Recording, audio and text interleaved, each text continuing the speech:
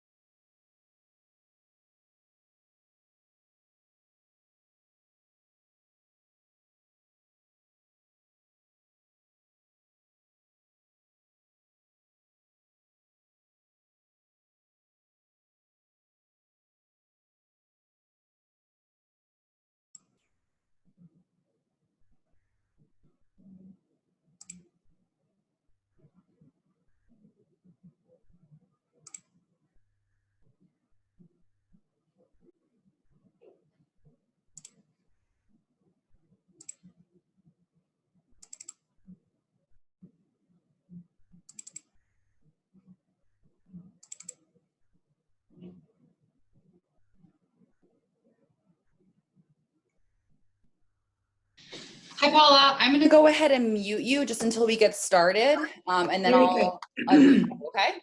Okay, sounds good. I think we're all set, right?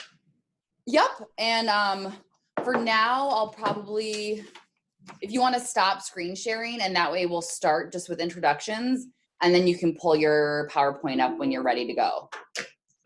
Perfect. Perfect. I'm so glad this is working out. Yeah, me too. Okay, chat.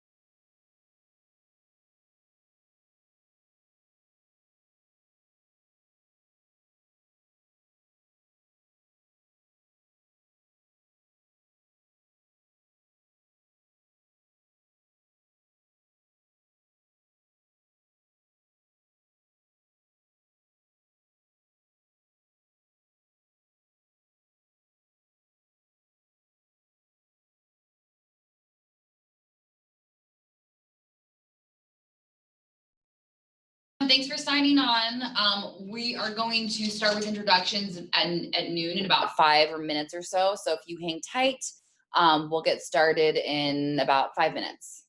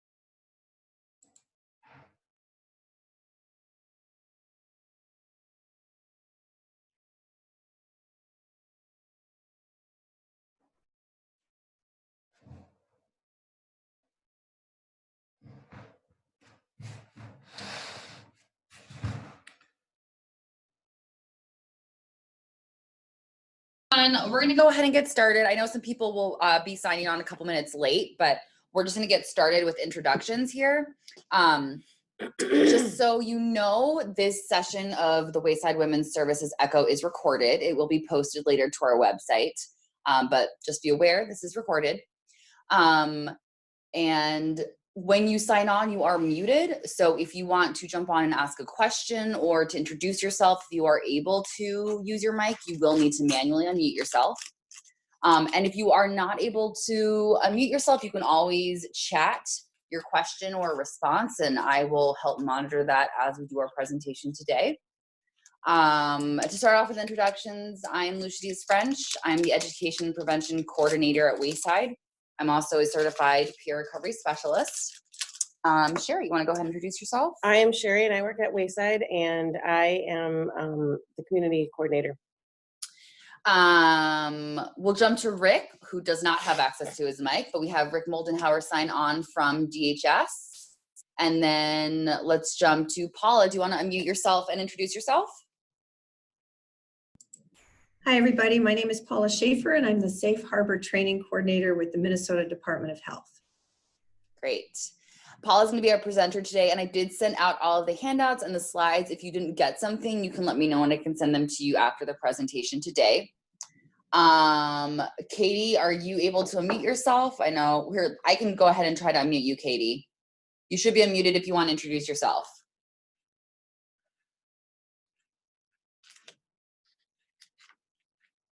Sometimes Katie doesn't have access. Katie is signed in as Kathleen B. Katie's a peer recovery specialist with Wayside at our women's location. John, I'm not sure if I'm saying that correctly. If you want to unmute and introduce yourself. Yeah, hi, can you hear me? Yep. Okay, my name is John. I work at Minnesota Recovery Connection. I am a recovery coach and a recovery navigator for AmeriCorps. And here soon I will be a certified peer specialist. Awesome, we're glad you could join us. Yep, thank you. Let's see, Andrea, do you want to unmute and introduce yourself if you're in a place where you can do that? Hi, I'm Andrea. I'm a peer recovery specialist at Wayside Family. Great. Thanks for being here, Andrea. Zora, if you want to unmute and introduce yourself. Hello, I'm Zora, and I am a family services case manager contracted through a Proof Alliance grant. Awesome. Glad you could be here, Zora. And then Ryan, if you want to go ahead and unmute and introduce yourself.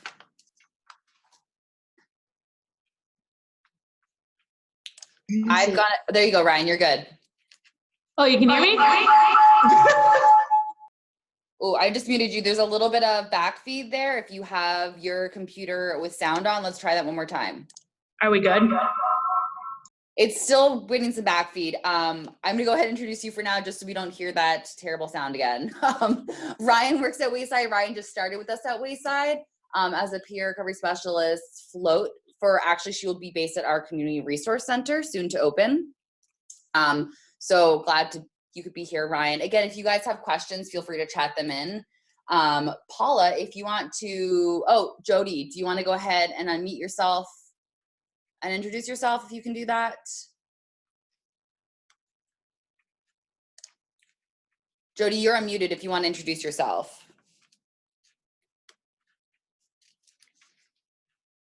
Okay, Jody is a peer recovery specialist at our Wayside family location. So, Paula, if you want to go ahead and share your screen with your presentation, then I will unmute you and you can take it away. All right. So can everyone see that all right? Yep, we can see it. Okay, very good. Well, I'm really happy to be here. Thank you so much for the invitation to come and talk about Safe Harbor. I'm hoping that all of you have at least heard about Safe Harbor.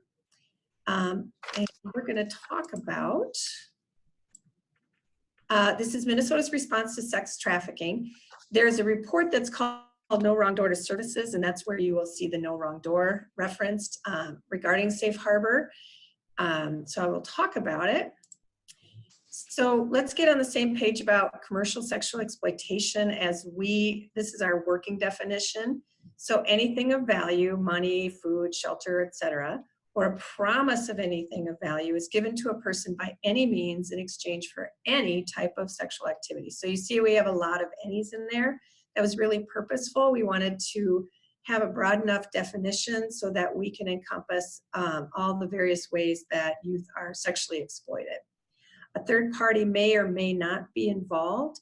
If a third party is involved, then that is sex trafficking. So sexual exploitation is sort of the umbrella term, and sex trafficking is one aspect of sexual exploitation, as is stripping, as is survival sex, as is pornography, as it relates to sexual exploitation. And if you have questions, will I be able to see that on the screen, Lucia? Yeah, you should be able, if you can see the chat button at the bottom of your screen, you can pull that up if you go as you go. If you want, I'm also happy to monitor and kind of jump in with those questions as they come That up. would be great. Chat. Sure. Yeah, I don't see the chat button. No problem. I'll be sure to speak up when people chat them in for you. Okay, very good. All right, so as we begin, our law, Safe Harbor law, passed in 2011. Many states do have safe harbor laws. Ours passed in 2011, and the law reads that youth 17 years old and younger will no longer be arrested or charged with the crime of prostitution. Instead, they will be seen as victims, and we will provide them with victim-centered services. The law did not go into effect until 2014, and that was very purposeful so that we could, between the gap years in between, we could build that victim-centered services continuum. And so we brought a lot of people together from all different service areas to come together and say what would be best practice for victim-centered services for sexually exploited youth. And then in 2016, the legislature said that youth 18 to 24 can also access our safe harbor services. Although we haven't decriminalized prostitution for youth 18 and above, but we are working on that. There's a report called Safe Harbor for All, and that is on your resource list, so I encourage you all to take a look at that.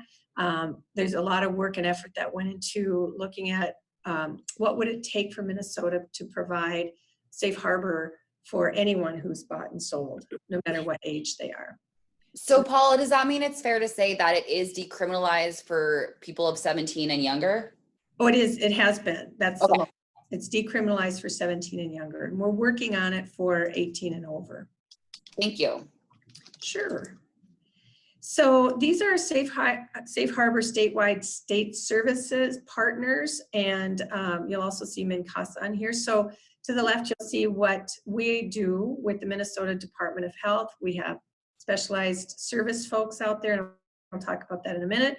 We also have a big grant from the Fed's Office for Victims of Crime to not only improve our services for youth that are being sex trafficked, but also we are able to address labor trafficking now in our state. There's a really good report on that resource list. It's labor trafficking protocols.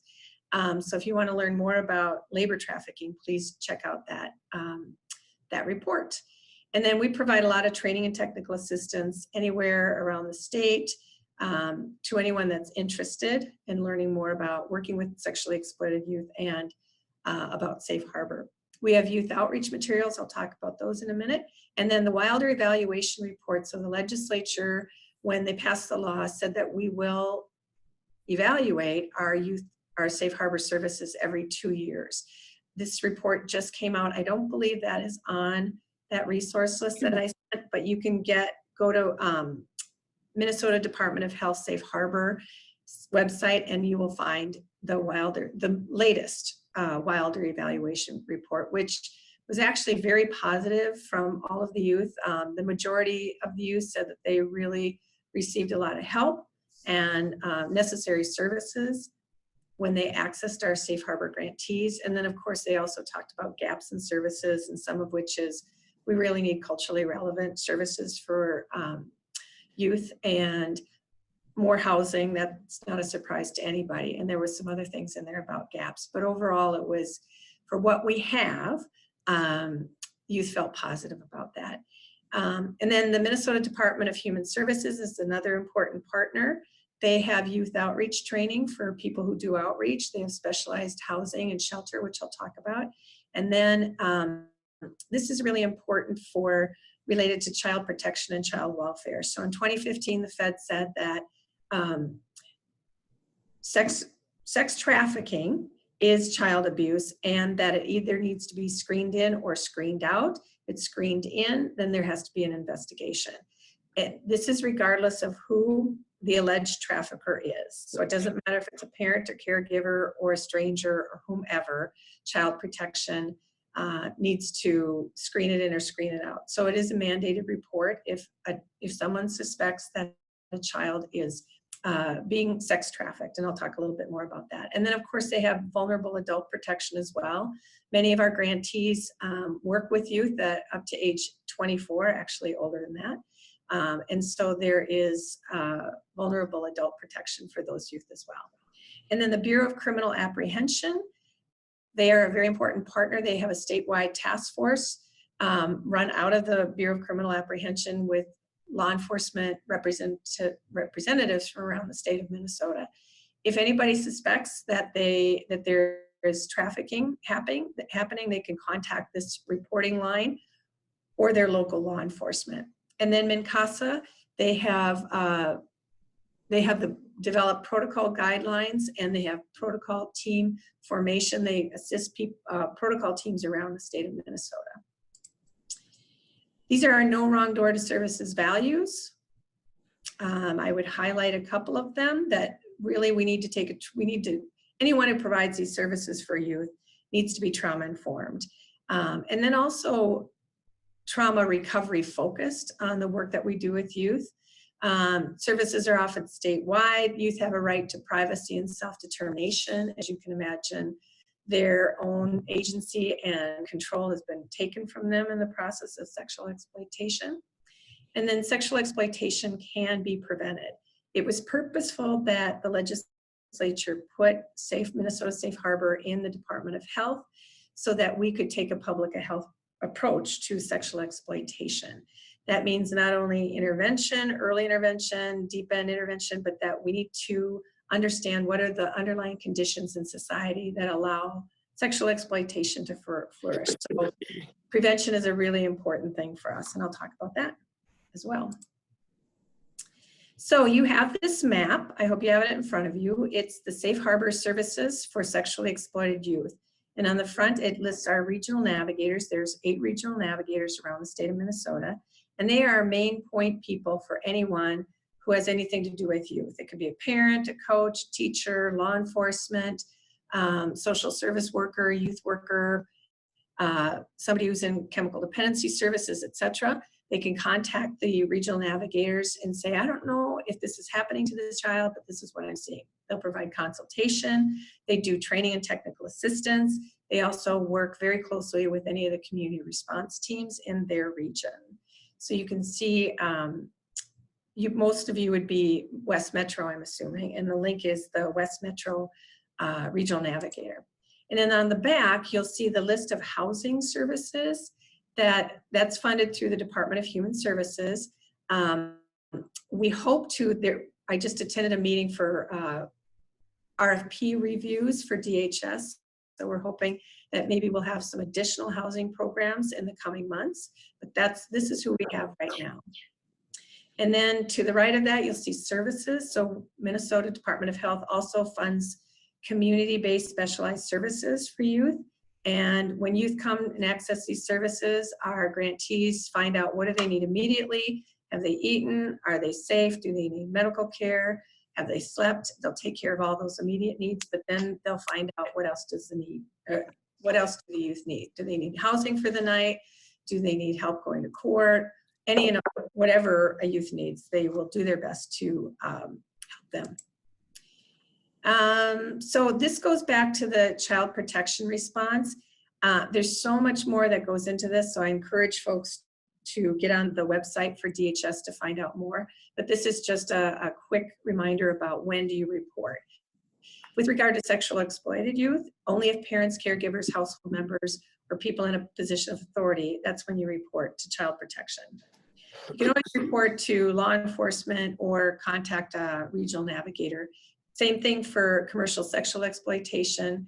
You report that to Child Protection only if it is a parent, caregiver, household member, or persons in a position of authority. Regarding suspected or known sex trafficking, and that's when a third party is involved, anyone that works with youth always must report, no matter who the trafficker is.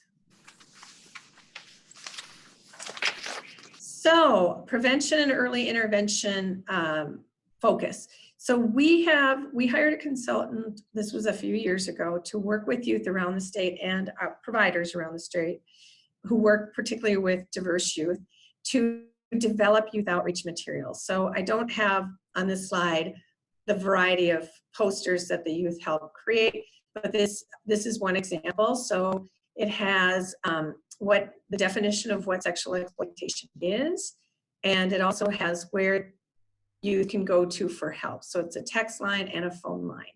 The youth were very clear not to have a government logo on any of our youth outreach materials because they felt like youth would not access them, and that makes sense. So in addition to the youth outreach materials, this Safe Harbor logo was created.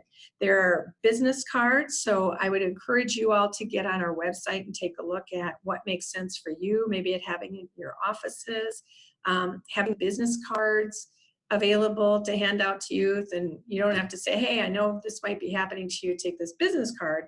You can say, this is available to you, or maybe you know somebody who this could be happening to, just as a way to get that information out to the youth. And then there are a variety of 11 by 15 posters with stock photos and different scenarios that youth picked out to do that outreach, where so you can hopefully see themselves in the messages that are on the posters and access the helpline. And then Not a Number is a curriculum-based a child trafficking and exploitation prevention curriculum developed by Love 146. It's both sex trafficking and labor trafficking. It is a really awesome curriculum. So we had a number of staff trained back in 2017, our grantee staff, and they started using the curriculum and they loved it immediately, and the youth loved it immediately. I remember one grantee early on saying that a youth said, after having gone through this program, he or she said, I wished I had this when I was in 4th grade. So really good curriculum. We have a number of folks around the state now who are trained to facilitate it. You have to participate and become certified. There's a 3-day training to do the curriculum, but it is a really awesome curriculum. And we also have trainers. So we have currently 5 trainers in the state that can do training for any adults that are interested in becoming facilitators of the 5-session curriculum. So if you have any interest in that, you can let me know. And then here are some resources. So the first one on here is 2 of our grantees, Terry Ferlitti from Breaking Free and Lorena Pinto from the Pride Program of the Family Partnership in Minneapolis. And they're going to be doing one of the Wayside Friday Forum. And they'll be talking about co-occurring substance abuse and sexual exploitation for survivors of sexual exploitation. So I think that's going to be a really good forum, and I encourage you to check that out. Both Lorena and Terry are really awesome presenters. And Terry is a survivor, and she can talk about from her experience as well. There's the MDH Safe Harbor website. And then I put in a couple of resources that around how to become trauma informed and survivor informed practices to support and collaborate with people who have been through this. National Child Traumatic Stress Network, maybe you are all really familiar with that incredible organization, but they have specific reports and resources related to working with sexual exploitation of children. And then a couple more resources. There's certainly more out there, but I just wanted to let you know. This is Psychotherapy for Commercially Sexually Exploited Children. Polaris is another excellent resource, as is ECPAT. I don't think I had that on here, but that's on, these are on your resource list as well. And then the JUST conference is an annual conference, national conference, that is really the national conference on working with people who are being sex trafficked or sexually exploited. And it's a really good conference. They just had it's usually in October. So you might want to just get on the mailing list or the email list for that for when they start out notification for the upcoming next year's 2020. Okay, I went by kind of fast because I wasn't sure how much more time I had. So I welcome any and all questions. Paul, I'll jump off just with a couple of questions. And then again, for those people who don't have access to mic, feel free to chat in and I'll read them out. I guess, Paula, I'm interested in knowing in where Minnesota stands in terms of the rest of the country. So in terms of rates of sex trafficking within Minnesota versus other states, and also like these kind of safe harbor laws, where are we in terms of progress in Minnesota versus other states? Oh, those are good questions. Okay. And I know they're big statistic questions. Yeah. You might not have that information. Well, I don't. So in terms of prevalence, and we get asked that all the time. There's really no one in the country that can tell you, we know how many youth this is happening to in our state. Right now, we know how many youth that are accessing our services, and that is in that Wilder evaluation report. Currently, so, okay, how many of you are familiar with the Minnesota Student Survey? Not me. Okay, so it happens every 3 years in public schools. School districts can opt in or they can opt out. It's a lengthy self-report survey of youth about anything and everything related to their health, their school life, their relationship life, smoking, drinking, vaping, sexual activity, sexual violence, etc. We were able to get a question around sexual exploitation in the 2019 survey that just happened in this spring.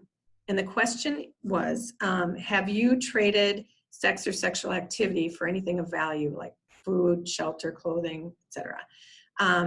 That question is going to help us a lot to know how many youth in Minnesota around the state are self-reporting that they have engaged in sexual exploitation. That data from the 2019 spring survey is being analyzed by Lauren Martin, who's a well-known researcher in Minnesota, and her colleague Barb McManus, and that will be, they plan on getting a data brief out in December, and I think that will be very important information for all of us. I can tell you that already and I should have said this at the very beginning, this is not just an issue for girls or people who are identified as female. Boys are exploited as well, and the numbers are high, much higher than I think a lot of people anticipated for that self-report question in the MSS. So that will be out hopefully in December, and then they will be able to do a deeper dive into that question as it relates to the other questions in the student survey, like suicide, sexual abuse. We know that child sexual abuse raises the risk factor for youth to become sexually exploited. So they're going to do a really important research report on the intersections between sexual exploitation and other risk factors for youth. So I can't answer your question right now. Sure. And it probably, part of it is that youth don't tell folks. Right. And the numbers for boys have been underreported all along because boys just don't see themselves. Right. In terms of, any of the messaging, or it's always, in terms of representation in the media, it's always about females, right? So there's a lot of work we need to do to reach for boys, and our youth outreach materials do include boys and gender nonconforming youth.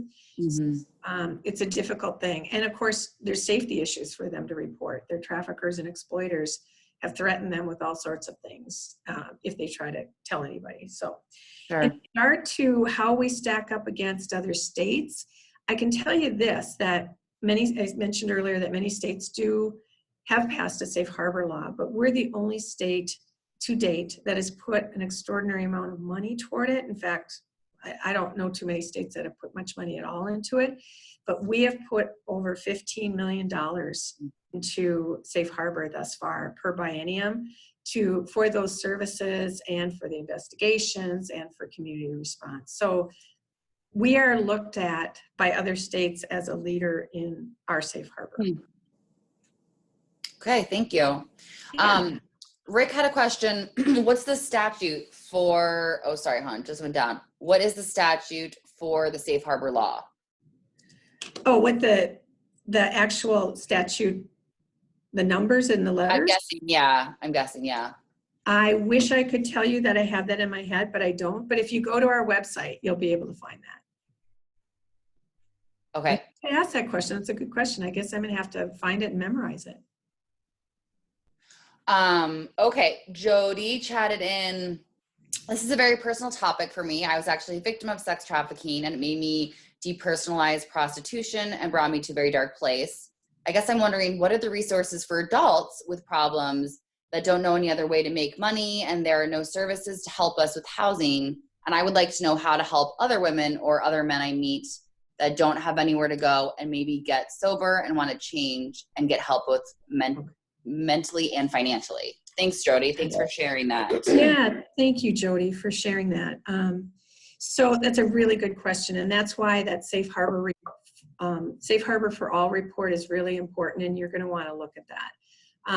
So I'll start with that. So Safe Harbor for All, as I mentioned, is a report which was done by 3 different research agencies, and they did focus groups all around the state of Minnesota, and a high priority for participation was people with lived experience because they know the best. So they made recommendations about what needs to happen. Housing is a part of that. Help with childcare, mental health was a big one.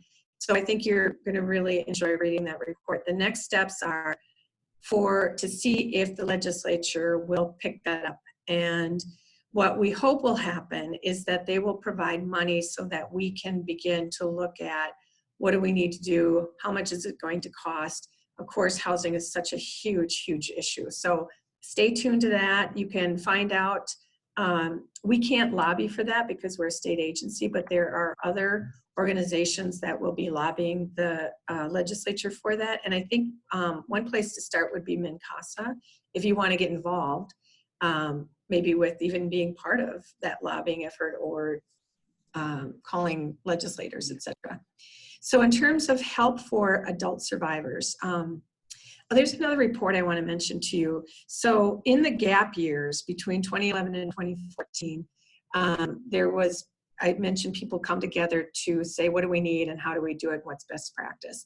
And then as a part of that, actually this was in 2015, I was fortunate enough with Caroline Palmer, our Safe Harbor Director, to do focus groups on the state and asked youth and 2 adult women groups, and both women's group, we knew there were survivors in both of them, what adults need to know about this issue, about prevention, what should we do with the buyers and the sellers, what makes a safe space, all those kind of things. So in that, I remember clearly one of the young adult groups that I was facilitating, there was a young woman who was probably about 24, and she had her adorable little, I think he was about 3 years old, crawling all over her and, running around like a 3-year-old would do.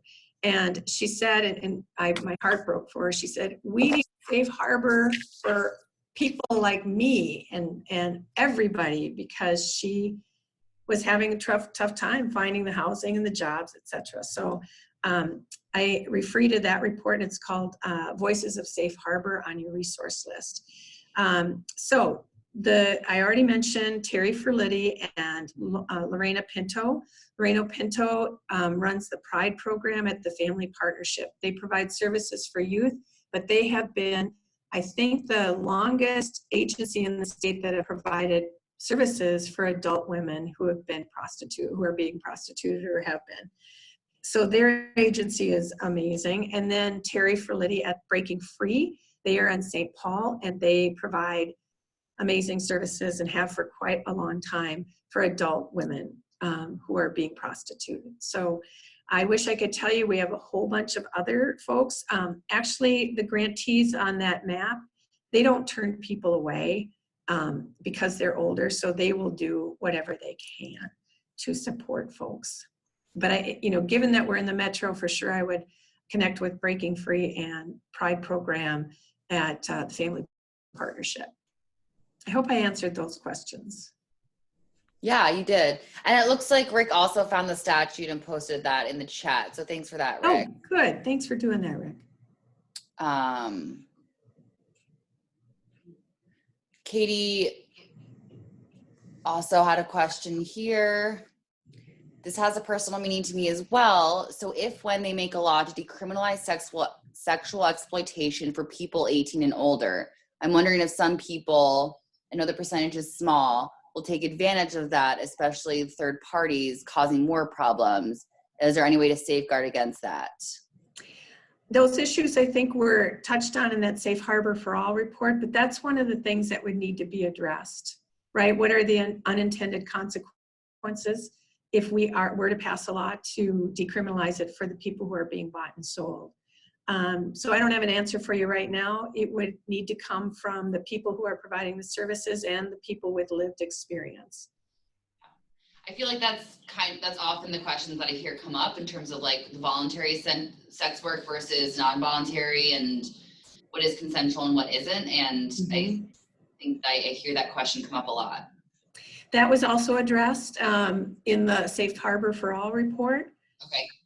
Because there were many people who identified themselves as sex workers that attended the focus groups. So I would refer back to that. But for Safe Harbor, youth 17 and younger, there is no consent. Youth might identify themselves as sex workers, but they are actually being sexually exploited. So that's, I think, the difference between, the ages. Right.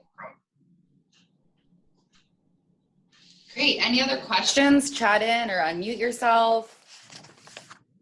I appreciate you sharing all these resources, Paula, because it sounds like there's a lot of room for us to explore and dive into. Yeah. Jody just chatted in. I plan on reading up on all your information. I'm so happy to hear that people are actually trying to help us, because I know I was involved in this before. I was even 16, and I'm lucky that I don't have any charges, but I continued on with things all through my adult life. Thank you. Oh, thank you for your comments and your questions. And Jody, you'll see in the Safe Harbor report that it addresses expungement as well to get, how do you clear people's records? Because we know that youth who are involved in sexual exploitation, if they do criminal acts, it's at the behest of their trafficker or as a part of their sexual exploitation. So people are working on that issue as well. Thank you. Well, if we don't have any other questions, we can end early. Give me 1 second here. I'm getting a little feedback. Where is that? So just a couple of things before we wrap up. 1 second here. So I will be sending out a survey, and that survey will be a chance for you to provide feedback. You also can indicate if you require a continuing education certificate. So if you are interested in that, that is the place to make a note of that. As Paula mentioned, we have our Friday forum coming up on December 6th from 9 to 11. The in-person part of that is filling up pretty quickly, but we also have the option for Zoom. So you don't even have to leave your desk. You can participate in that forum right from your office. And that information is all posted on our website, or you can absolutely just contact me. So that's all I have here. If you have questions, feel free to email me, and I have sent out the handouts. If you're missing anything, just let me know and I'll forward them off to you. Paula, thank you so much for being here and presenting. This was really helpful. Thank you for having me. I really appreciate it. And you have my email address, so please email me with any other questions or comments, and happy to be a resource broker and connect folks. I do want to say there's two more things. There's a human trafficking task force that meets quarterly in Minnesota, and I think that's on my resource list. And then also there's a sexual violence. It's a listserv that through Google Docs that my colleague Amy Kenzie will send out information, anything related to sexual exploitation, sexual violence, etc. And then I also have a listserv that I send out information on trauma-informed care, sexual trafficking, anything. So if you're interested in being on those lists, you can send me an email. Great. And then as I mentioned, this is recorded, so this will be posted on our website. So if you have colleagues that missed this presentation that you think would be beneficial for them, you can refer them to the website. And it'll be posted on our WISA website. So, all right, well, thank you so much and have a great day, everyone. you. And we'll see you all soon. Thanks, everybody.